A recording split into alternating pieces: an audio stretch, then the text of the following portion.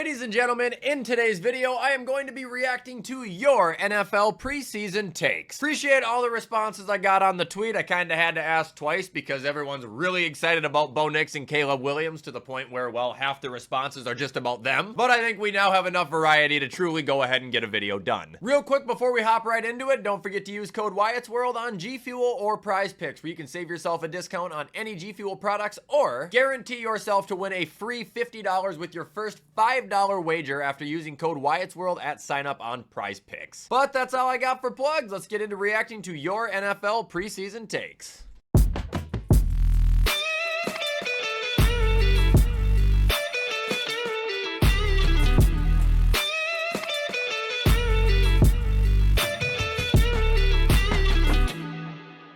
Alright guys, so here we are once again just showing off the tweet and my handle if you guys want to follow me to participate in future Twitter videos. We try to do these about once a month at least. Anyway, starting with the first take, we have Benchwarmer Brand saying that Joe Milton, my boy, will be working at Bed Bath & Beyond by 2026. Listen here. When he straps a rocket ship to your back and brings you guys right to the Super Bowl, knock on wood, this will never happen because the Bills are going to win it. But if it does happen, you will apologize. I love how I constantly try and remind people that Drake May is the starting quarterback there, but every time I get a chance to talk up Joe Milton, I fucking take it. This one's from a sports lover. He says Bo Nix will be better than Derek Carr. I fear he already is, my sir. Watson to Cooper says Jared Hall is the Vikings' future. I don't know about future. Maybe he could be a good player this year, maybe a future backup for years to come. I think JJ McCarthy right now is the future though, my guy. This one's from Jake104. He says Jimmy Garoppolo will start one game for the Rams this season. Could be for any reason. That's pretty reasonable. Like, yeah, I mean, maybe they'll bench Stafford the final week if they're resting. Maybe he'll be sick. Maybe he will be hurt. I don't know. But yeah, this is pretty reasonable. Bears for Life says Caleb Williams is the best quarterback to ever play in a Bears uniform. Sorry, Justin. So like, I kind of want to argue this being like, you haven't seen Caleb play enough to make that determination, but at the same time, who is his competition? Fucking Justin Fields and Jay Cutler? Jim McMahon way back in the day? Like, that ain't a high bar, brother. Max Coe says Bo Nix is gonna lead Denver to at least 7 wins as a starter.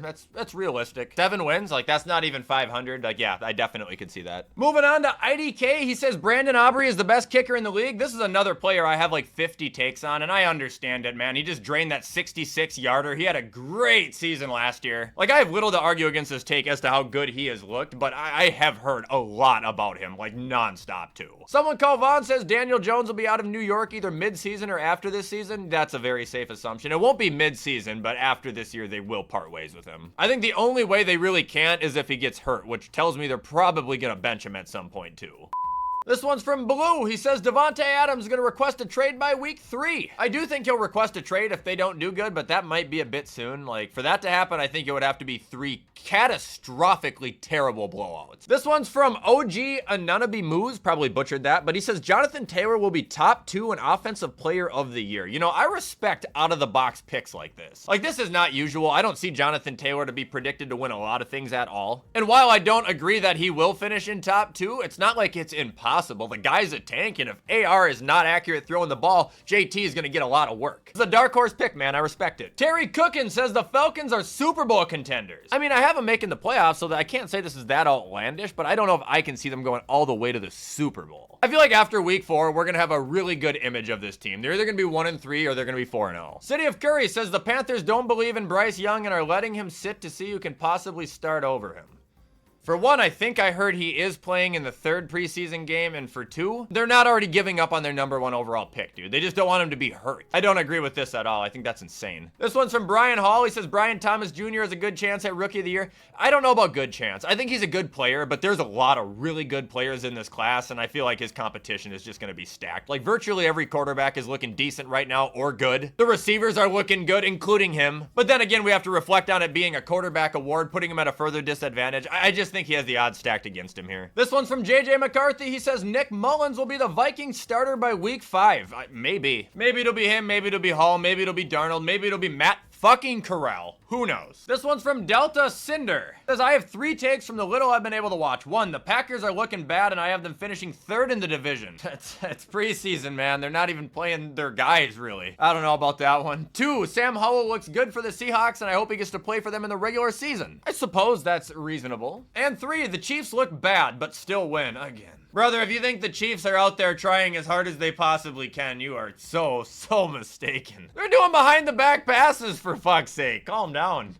Moving on, this one is from Nico, Elite Takes. He says Diami Brown will break out. Jaden has been getting him very involved this preseason, and now Dotson is gone. I agree 100%. Diami's competition outside of Terry, so basically fighting for like the number 2 spot is what? Omalide Zacchaeus, Martavis Bryant, Luke McCaffrey, Jamison Crowder. Nothing against Luke, but like if Diami can't break out in that group of guys, he might be ass. This one's from the Menacing Bear. Says Deuce Vaughn is going to be the starting running back for Dallas by week 8. I did hear that he's making moves towards the running back 3 spot, but off of what he did last year, wasn't he like really bad? I don't think he played a lot, but I don't think he was very good at all. However, at the same time, his competition, well, it's not much. Really, Mike's father says Jags start hot and then finish 7-10 or 8-9. So you're predicting them to do the same as what they did last year? I think they finished above 500, but they started really good and ended really bad. Herbie Mitchell says Najee Harris will finish top 3 in rushing yards this season. No. He'll break 1,000. He'll do Najee things, but like, no. What? This one's from Rocky Morrill. He says DJ Moore will be top 5 in receiving yards this year because Keenan will get hurt. While I agree Keenan will get hurt, I'm not sure about DJ being top 5 because I think Rome will get a lot of action. However, back on Keenan, from what I've seen of his practice, man, it looks like he's just getting locked up like every play. I'm not sure he's going to be that big of an impact. Boys, Tet, I'm not even going to say the rest of this because I don't know how to. He says Russell Wilson will get traded to Minnesota for a 5th round pick before the deadline. No, I don't think so. Minnesota just, if they're going to make a move, it's because they feel like they have a chance to win a championship, and I feel like Russ isn't going to help increase those odds any more than what they're at right now. And honestly, as much as I want to believe Russ can still play, I'm not sure he's all that much better than what we have right now. This one's from King Dorkfish. It says top 5 sleeper teams to make the playoffs, and we're going to turn this into a mini segment called High or Not High. And I'm talking about like you are high or not with these predictions. So 1, Titans, not high. 2, Raiders, high. 3, Cardinals, high. 4, Jags, not high. 5, Chargers, you're stoned. Jake says Caleb Williams will be a top 7 to 10 quarterback by the end of the year. Not saying that's not possible because I think CJ kind of made that leap last year. It's just he is going to have more quarterbacks to work against than CJ even had because CJ is now one of the quarterbacks. The Real Con Man says Bo Nix will be a good QB in this league and he'll finally end Denver's long-lasting carousel. And then adds, I just want a good quarterback again. I agree. I think he'll be a good quarterback in the league. HD, Bo Nix was a better pick than Michael Penix. I just feel like we don't know enough to make that determination yet, to be completely honest. Blaze says the Steelers may be cooked. That they may. This one's a DM from my friend named Clay saying hot takes, Diggs doesn't make the impact we think he's gonna make this year and will be a big fantasy bust. Clay, I'm not gonna lie, I don't think that's a hot take at all. All right, this one's from It's the CV. He says Nakobe Dean is a guy who has struggled to stay on the field ever since getting to Philly. He has looked very promising in the preseason and training camp. I'm calling for him to have a breakout year. He was that linebacker that just dropped a couple years ago in the draft, right? I hope the best for him. I remember him being really sought after and then just falling. Like, I just never knew what happened. Luke says Eric Gray will take over at starting running back for the Giants. Don't hurt my heart. That's Devin's job. Kayvon Slayton says Daniel Jones will become a top 18 quarterback with...